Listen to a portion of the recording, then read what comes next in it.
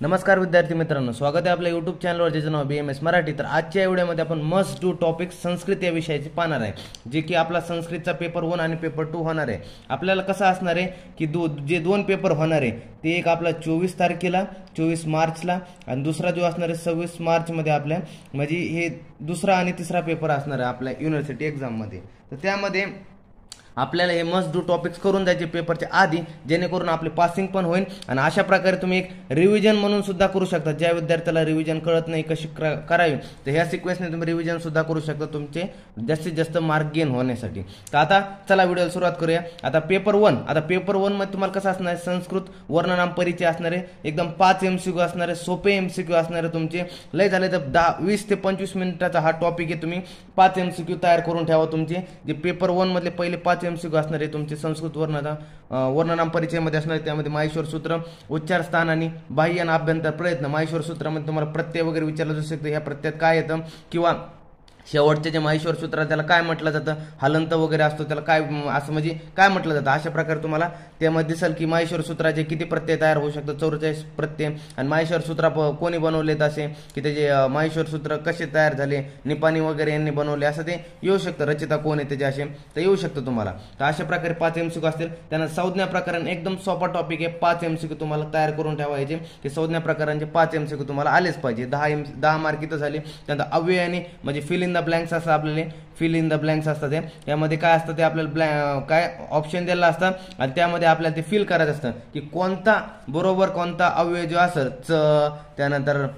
आणखी असतील की कोणते आपला जो अव्यय त्यामध्ये फिल होईल। तर चा अर्थ होतो आणि, समजा तर तिथं असतं समजा कसं वातपित्त डॅश डॅश चेती, वातपित्त कफ चेती, असं कुठं लागतो, फिल इन द ब्लँक्स असतात। हे हातचे 5 मार्क असे तुम्हाला आले पाहिजे। 5 मार्क प्रिपेअर करून ठेवा, म्हणजे 15 मार्क इथं झाले पेपरमध्ये। आता कारक सिंपल एकदम सोपा टॉपिक आहे कारक। यावरती आपले ट्रिक पण आपल्या चॅनलवरती अवेलेबल आहे। ट्रिक तुम्ही नक्की बघून घ्या की आत्ताच अपलोड झाले आहे ट्रिक, यावरती तुम्हाला कळून देईल। आणि कारक हे रिलेटेड टू शब्दरूपानी, कारक आणि शब्दरूपानी हे म्हणजे मावस भाऊ असल्याने, एकामेकाचे मावस भाऊ। हा येतं हा आहे शब्दरूपाने, ज्याला जमले त्याला कारक आला म्हणजे आरा। म्हणजे का शब्दरूपाने 10 मार्क आणि कारकचे 15 मार्क। त्यामध्ये तुम्हाला 5 मार्कचे MCQ, एक ACQ आणि LQ मध्ये एक क्वेश्चन दिसू शकतो तुम्हाला की कारक वरती। सहजासहजी या 2 वर्षात पडला नव्हता LQ मध्ये क्वेश्चन कारक मध्ये, पण 10 मार्कसाठी कारक येतं। आणि त्यामध्ये कारकचे किती इथले 7 मार्क आहेत ट्रिक मधून, आणि शब्दरूपाने मध्ये 6 ते 7 मार्क तुम्हाला कुठेही जाणार नाही या कारक प्रकरणाचे। जवळपास दोन्ही मिळून 25 मार्क पैकी तुम्हाला 13-14 मार्क या ट्रिक मधून तुमचे असेच मोकळे कव्हर होऊन जातील या हे दोन्ही याचे। तर तुम्हाला दोन्ही ट्रिक अवेलेबल आपल्या चॅनलवरती, तुम्ही नक्की बघा ह्या कारक आणि शब्दरूपानीचं, आणि फिक्स तुमचे मार्क घेऊन ठेवा, तुम्हाला पासिंगसाठी एकदम हेल्प होऊन जाईल। त्यानंतर संधी, आज संधी तुम्हाला असणार 15 मार्कसाठी, त्यामध्ये एक ACQ आणि एक LQ असणार पेपरमध्ये। त्यामध्ये तुम्हाला स्वर, व्यंजन आणि विसर्ग संधी असते। मोस्ट ऑफ द चान्सेस स्वर संधीचे जवळपास तुम्हाला बरेच क्वेश्चन पाहायला मिळते आणि व्यंजनचे खूप मोठे मिळतील। विसर्गाचा एखादा दुसरा तुम्हाला 1 ते 2 क्वेश्चन मध्ये 1 ते 1 और 2 तुम्हाला विसर्गाचं दिसून जाईल। मोस्ट ऑफ द चान्स स्वर आणि व्यंजनच तुम्हाला जास्त पेपरमध्ये दिसते।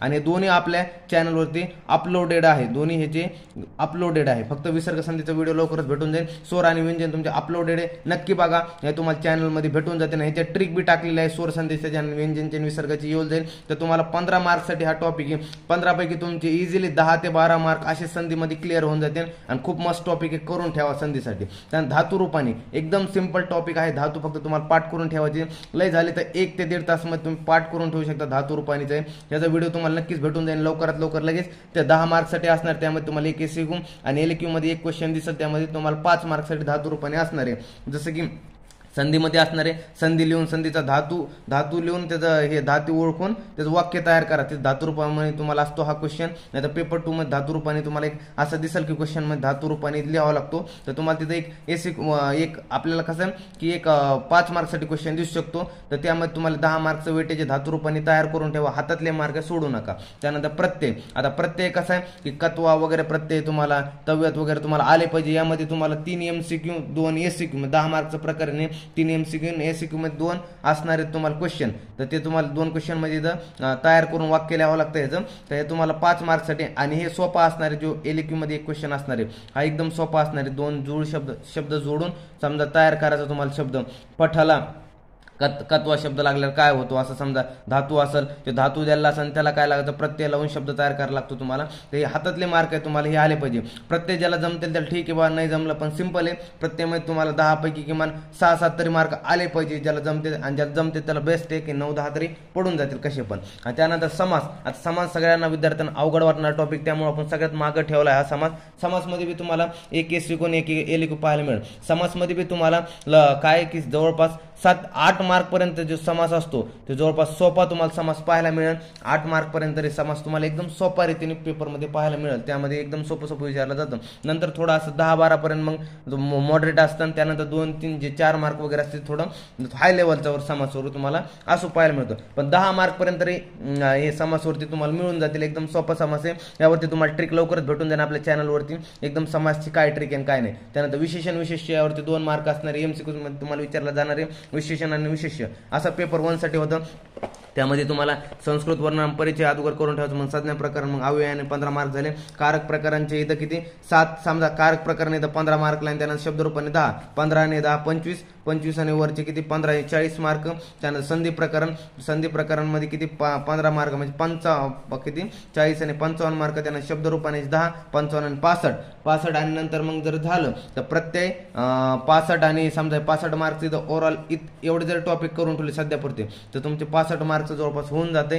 आणि त्यानंतर मग तुम्हाला प्रत्यय करायचा आहे आणि समास वगैरे करून ठेवायचं. प्रत्यय मधले तुम्हाला 7 जरी मार्क आले आणि समासचे जरी किती 8 जरी आले तर 15 मार्क हे. आणि विशेषण विशेष्याचे तुम्हाला समजून जाईल कसं राहते 2 म्हणजे 15 जरी मार्क धरून चालले तर 65 आणि 15 म्हणजे जवळपास तुमचे पासिंग तर पेपर 1 चे 50-55 वर होऊन जाईल ह्या एवढा टॉपिक्स होते पेपर 1 च्या ग्रामरमध्ये. नंतर पेपर 2 एकदम सिंपल पेपर असतो पेपर 2 चा. यामध्ये तुम्हाला हातातले मार्क सोडत नाही. निरुक्ती तुम्हाला पाठच असते. निरुक्ती 15 मार्क साठी, त्यामध्ये 2 एसिक्यून एक केले की तुम्हाला लिहून याच्यात. त्यानंतर परिभाषा 20 मार्कसाठी असणारे. हे 35 मार्कचे 2 टॉपिक असणारे फक्त 35 मार्कचे हे 2 हे तुम्हाला पेपर 1 पेपर 2 साठी फक्त पेपर 2 साठी 35 मार्कचे. त्यानंतर अन्वय लेखन याची बी ट्रिक लवकरच भेटून जाईल तुम्हाला. यावरती 30 मार्क असतात तुम्हाला. 3 एसिक्यू असतात. म्हणजे काय असतो तो 2 दिलेला श्लोक असतो त्याला अन्वय लेख असतो, त्याचा मागं पुढं करून लिहायचा आणि त्याचा अर्थ लिहायचा असतो तुम्हाला. हे 3 एसिक्यू असतं. एक एलिक्यू असतो त्यामध्ये अन्वय पूर्ण लिहावं लागतं तुम्हाला. पदच्छेद लिहावं लागतं, संधी लिहावं लागते, त्याचा विग्रह वगैरे काय संधी लिहावं लागते. त्यानंतर समास त्यातले शोधून लिहावं लागते आणि त्याचा अर्थ लिहावा लागतो. हे तुम्हाला एलिक्यू. आणि एसिक्यू मध्ये तुम्हाला एक क्वेश्चन दिसून जाईल की जो 5 मार्कसाठी असेल अन्वय लेखनसाठी. अशा प्रकारे टोटल 30 मार्कचे याची लवकर ट्रिक भेटून जाईल तुम्हाला चॅनलवरती. आणि त्यानंतर मग दुसरं काय पंचतंत्र यातली कथा असणार तुम्हाला. एक कथा असणार आहे ट्रान्सलेशनसाठी एसिक्यू साठी आणि दुसरा असणार एलिक्यू. यामध्ये तुम्हाला सारांश येऊ शकतो यावर्षी सारांश, किंवा मग लई जर झाला तर एक पॅसेज येईल आणि पॅसेजचे क्वेश्चनचे आन्सर लिहायचे. क्वेश्चन आन्सर फॉर्मॅटमध्ये असेल. 5 क्वेश्चनचे 5 क्वेश्चन असतील आणि त्याचे 2 मार्कला एक 2 मार्कला इच असेल त्यामध्ये. अशा प्रकारे 2 ऑप्शन असू शकतो तुम्हाला. एक तर सारांश येईल किंवा पॅसेज मधले क्वेश्चन असेल. 5 क्वेश्चन असेल 2 मार्कला इच क्वेश्चन असू शकतो. असं आलं तर छानच आहे. तर तुम्हाला अशा पंचतंत्राचं तुमचं असा अभ्यास असा असेल 15 मार्कसाठी. त्यामध्ये तुम्हाला परिभाषेत 15 मार्क, अन्वयाचे 30 मार्क. 30 पैकी अन्वयाचे तुम्हाला 20 जरी आले हे 35 आणि किती 35 परिभाषामधले किती 35 ह्याचे 35 मधले तुम्हाला 25 जरी आले पडले पाहिजे छानपैकी. आणि ह्याचे किती 20 मार्क जवळपास 45 मार्क तुमचे पेपर 2 मध्ये एवढाच फक्त अन्वय टॉपिक मध्ये होऊन जाते. आणि राहिला आयुर्वेद इतिहासचे वगैरे.